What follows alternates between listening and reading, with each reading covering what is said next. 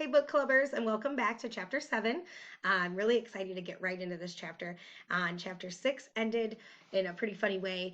We met a new character, Miss Franny Black, and she mistook our Winn-Dixie for a bear. And she was about to tell a story to Opal about why she's so afraid of bears and why she thought that Winn-Dixie was a bear. Before we hop into that story, though, I'm going to go over a couple vocabulary words, kind of just about the event that happened. The word mistaken was one of the words I pulled out because I think it's a good one we could even use in our writing to make our writing a little juicier. When you make a mistake, it means when you get something wrong on accident. So usually people can be mistaken, and it happens to everyone. Usually it causes us to be my next word, which I thought was a good one, which is embarrassed. You know, I like to pull out those feeling cards, those feeling words. So if you're still keeping track of them or still trying to keep a list in your own dictionary of them, this is a good word to use. Usually when we're mistaken about something, especially in public, we can get embarrassed about it. But typical mistakes happen to everyone, and mistakes are the best way we learn. So let's see if Franny's learned anything from her experience from this bear, because I'm ready to read it. Let's go down into chapter 7 and see if we can learn a little bit more about our new character. Back when Florida was wild, when it consisted of nothing but palomalo trees and mosquitoes so big they could fly away with you, Miss Franny Block started in. And I was just a little girl no bigger than you. My father, Herman W. Block, told me I could have anything I wanted for my birthday. Anything at all. Miss Franny looked around the library, and then she leaned in close to me. I don't want to sound prideful, but my daddy was a very rich man. A very rich man. She nodded and then leaned back and said, and I was a little girl who loved to read. So I told him, I said, Daddy, I would most certainly love to have a library for my birthday. A small little library would be just wonderful. You asked for a whole library? A small one, Miss Franny nodded. I wanted a little house of nothing but books, and I wanted to share them too. I got my wish. My father built me this house, the very one we're sitting in now. And at a young age, I became a librarian. Yes, ma'am. And what about the bear? I asked. Did I mention that Florida was wild in those days? Miss Franny said. Uh-huh, you did. It was wild. There were wild men and wild women and wild animals. Like bears? Yes, ma'am, that's right. Now I have to tell you, I was a little Miss Know-it-all. I was a Miss Smarty Pants with my library full of books. Oh, yes, ma'am. I thought I knew the answers to everything. Well, one hot Thursday, I was sitting in my library with all the windows and doors open and my nose stuck in a book when a shadow crossed the desk.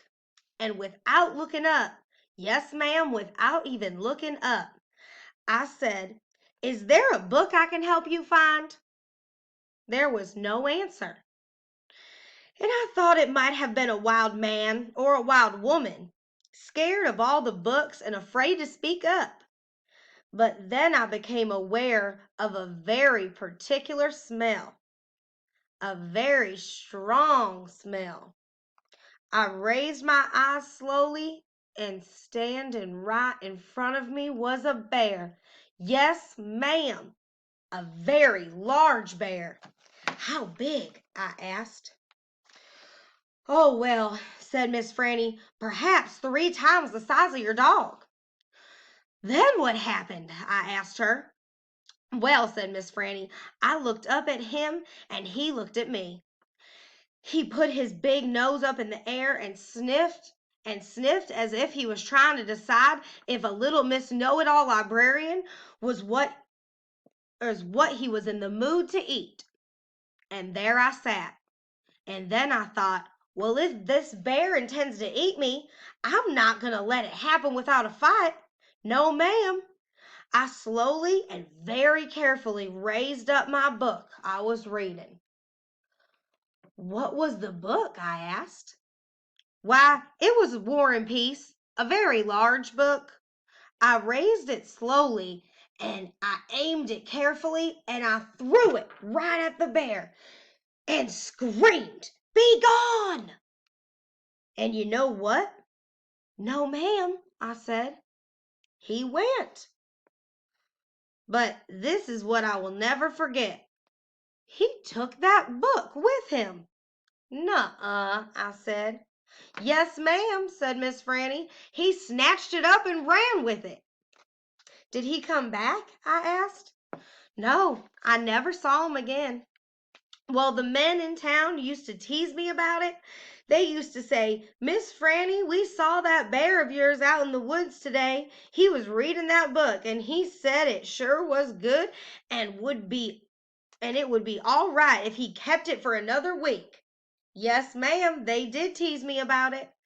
She sighed. "I imagine I'm the only one left from those days. I imagine I'm the only one that even recalls that bear.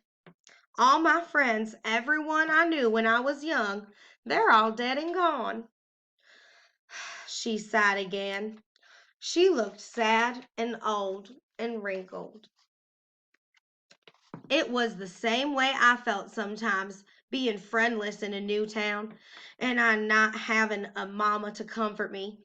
I sighed too. Winn-Dixie raised his head off his paws and looked back and forth between me and Miss Franny.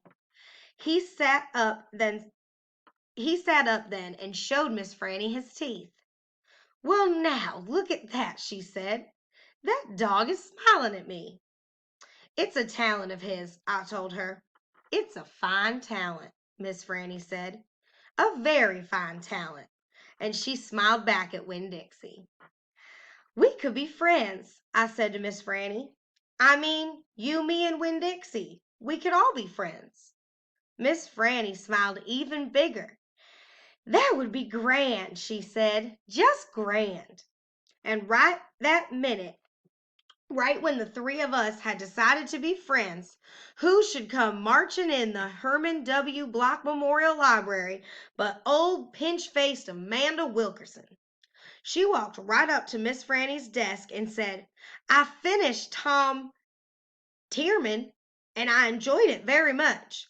I would like something even more difficult to read now, because I'm an advanced reader." "Oh, dear, I know," said Miss Franny. She got up out of her chair. Amanda pretended like I wasn't even there. She stared right past me. "Are dogs allowed in the library?" she asked Miss Franny as they walked away. "Certain ones," said Miss Franny. "A select few." And then she turned around and wrinkled at me. I smiled back. I had just made my first friend in Naomi, and nobody was going to mess that up for me, not even old pinched-face Amanda Wilkerson. The end of chapter 7. That was a pretty good story, I think, about Miss Franny as a child. I love hearing stories about our characters' past. It gets us to know a little bit more about their perspective on things, such as maybe why she thought Winn-Dixie was a big old bear. I can't wait to get into chapter 8. I think I'm going to hop into it real soon. I hope you do too. Look out for those comprehension questions, and I hope to see you guys back soon. Bye.